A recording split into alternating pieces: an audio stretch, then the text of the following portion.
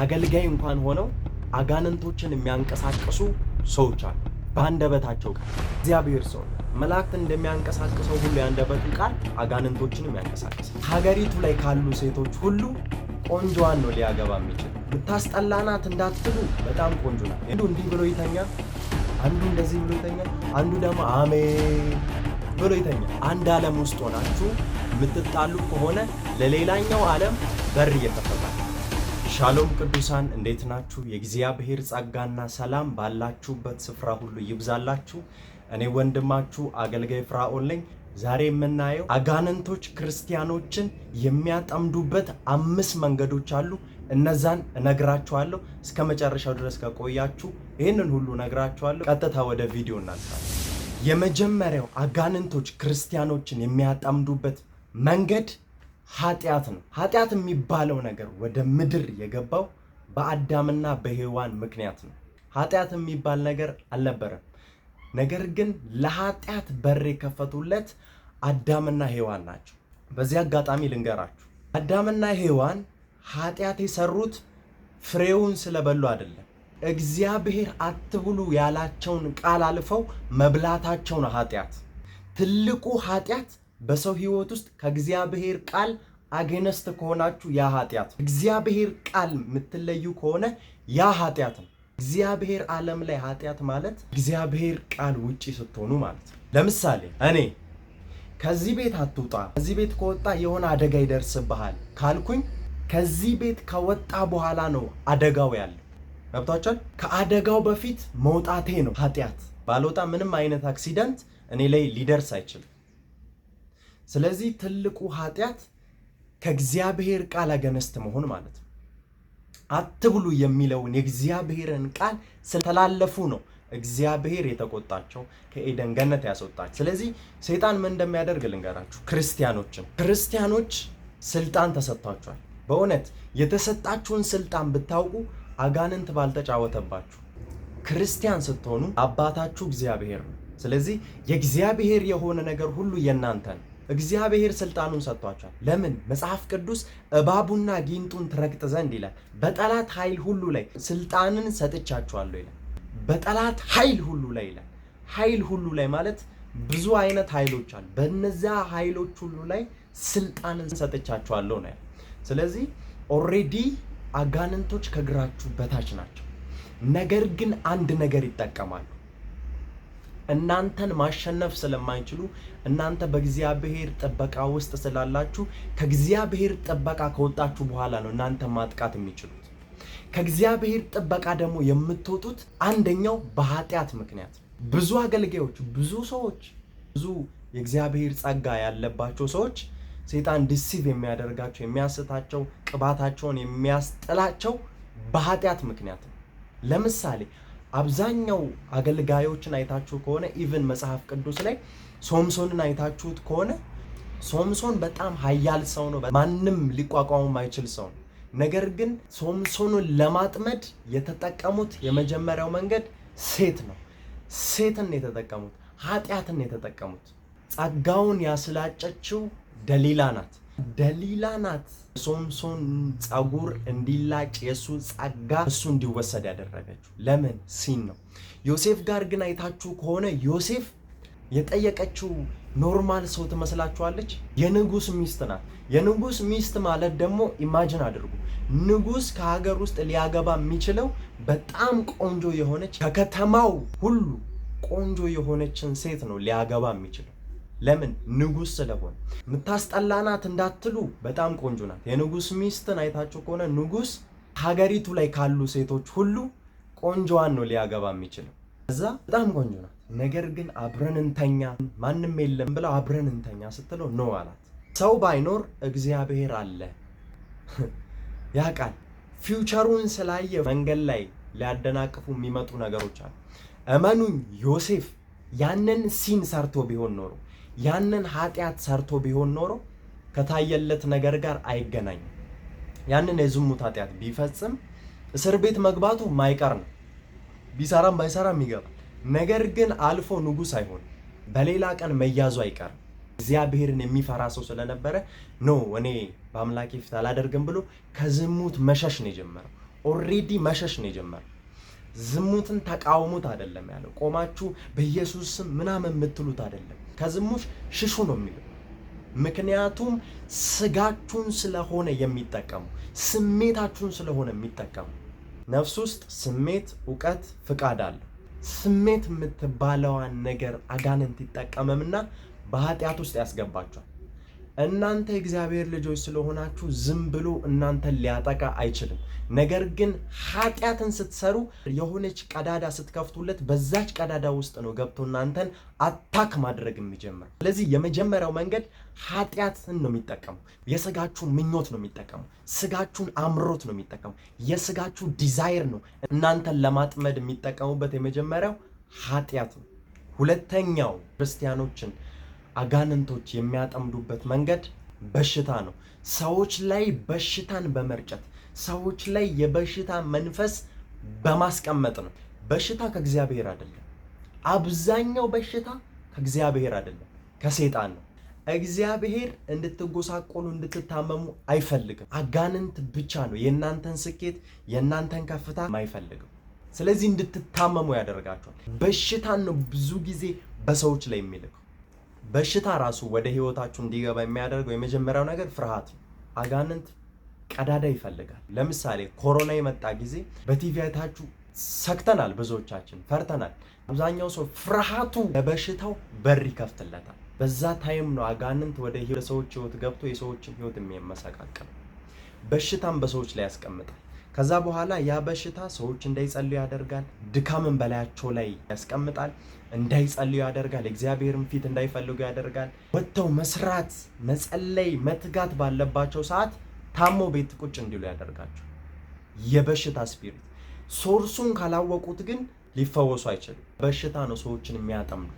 ለምሳሌ አንድ ጌታን የተቀበለ ሰው በህይወቱ ላይ ቻሌንጅ ያበዙበታል። በሽታም በህይወቱ ላይ ያስቀምጣል። ምንድነው ጌታን ከተቀበልኩ በኋላ በሽታ ምናምን ብሎ ከጌታ ቤት እንዲወጣ ያደርገዋል። ያጠምደዋል ማለት ነው። አጋንንቶች ፈሪሳውያንን አያጠቁም። ምክንያቱም ፈሪሳውያን የራሳቸው ናቸው። በደንብ ስሙ። አጋንንቶች አጥብቀው የሚፈልጉት የሚዋጉት ማጥመድ የሚፈልጉት ክርስቲያኖችን ነው። እነዛ ሰዎች የነሱ ናቸው። ኢቭን የነሱን ሐሳብና የነሱን ምኞት የሚያስፈጽሙት እነዛ ሰዎች ናቸው። ለዛ እነሱን አታክ አያደርግም። ነገር ግን የትኞቹን አታክ የሚያደርገው ካላችሁኝ በደንብ ስሙ። ማይጸልዩትን አይደለም፣ ደግሞ በጣም የሚጸልዩትን አይደለም። መሀል መንገድ ላይ ያሉ ለብም በረድም ያላሉ ሰዎችን ኢቭን መጽሐፍ ቅዱስ ሙቅም በራድም አልሆንክምና ልተፋ ነው ይላል አይደለ መጽሐፍ ቅዱስ። ስለዚህ በጣምም ያልበረቱ በጣምም ደግሞ ያልደከሙ ሰዎችን አታክ ያደርጋል። ምክንያቱም ይጸልያሉ፣ በሰይጣን ላይ ውጊያ፣ ሰይጣንን ይመታሉ። ሬዲ ይመቱታል። ፋይት ነው የሚያደርጉት። ሲመቱት የሚወጉት አጋንንት መልሶ ይዋጋቸዋል። መጽሐፍ ቅዱስ ላይ ኤፌሶን 6 ላይ ውጊያችን ከደምና ከስጋ ጋር አይደለም ከመንፈሳዊ ሰራዊት ጋር ነው እንጂ ይላል አይደለ? ስለዚህ ከመንፈሳዊ ሰራዊት ጋር ስለምትዋጉ መንፈሳዊ ዕቃዎችን የጦር ዕቃዎችን መያዝ አለባችሁ። አጋንንቶች እናንተን አታክ የሚያደርጉት በእናንተ ደካማ ጎን በኩል። ምንድነው የእናንተ ደካማ ጎን? ምንድነው የምትደክሙበት? ያቺን ነገር ሰርች አድርጎ ደካማ ጎናችሁን ካወቀ በኋላ በዛ ነው አታክ የሚያደርጋችሁ። ሶስተኛው ነገር ደግሞ በቤተ ክርስቲያን ላይም በሰዎች ላይም የእንቅልፍን መንፈስ በማስቀመጥ የእንቅልፍን መንፈስ ሰዎች ላይ እንዲመጣ ያደርጋል። ሰው ሊጸልይ ብሎ እንቅልፍ የሚለው ከሆነ ቸርች መጥቶ የእግዚአብሔርን ቃል ሊማር ሲል እንቅልፍ የሚለው ከሆነ ያ ከዲመን ያ የእግዚአብሔር ሰው የሚያስተምረውን የእግዚአብሔር ቃል እንዳትረዱ ያ የእግዚአብሔር ቃል ህይወታችሁን ስለሚቀይር የእግዚአብሔር ቃል ህይወታችሁን እንዳይቀይር የእንቅልፍን መንፈስ በላያችሁ ላይ ያደርጋል። በእውነት ብዙ ቤተ ክርስቲያን ላይ የእንቅልፍን መንፈስ ነው የሚጥሉት። ጌታ ፊት እኔና አንድ ጓደኛ ያለ በጣም ትልቅ ቲቪ ያለው የእግዚአብሔር ሰው ሄድንና ፊት ለፊት ላይ ቦታ ሰጥተውን ቁጭ አለ እና በጣም ትልቅ የምታውቁት ነው ስሙን ብጠራውና በዛ ቀን ነብዩ ስላልነበረ ሌላ ሰው ነው ያገለገለው እና ሰዎች ኢቭን ቁጭ ብለው አይደለም ጌታ ፊት በጣም እስከሚገርመን ሰዎች ቁጭ ብለው አይደለም ቆመው እንደዚህ ብለው የሚተኙ ሰዎች ነበሩ።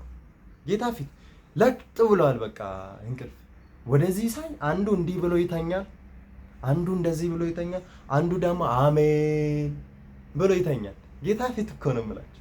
እና በኢየሱስም በቃ ወዲህ ስናል በቃ ጓደኛዬ ራሱ ያቸው እያለ ያሳየኛል።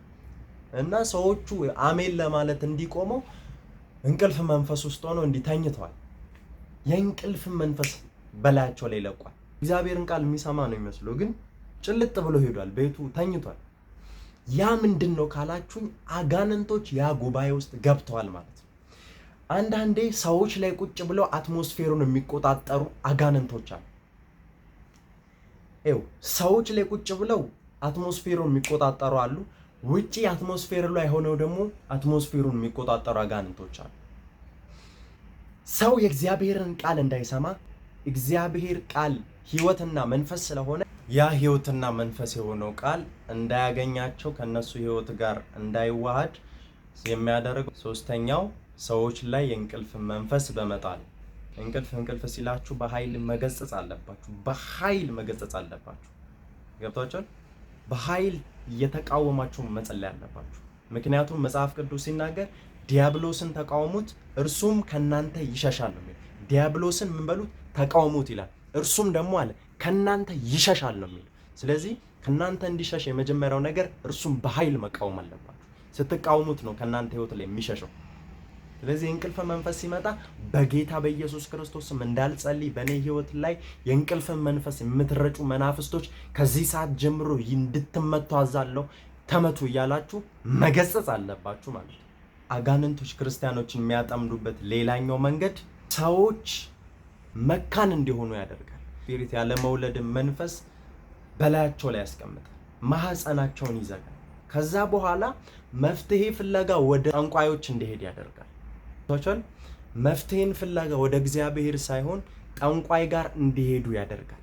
ምንድን ነው እያደረገ ያለው ካላችሁኝ፣ ወደ እርሱ ዓለም እንድትመጣ እያደረገ ነው።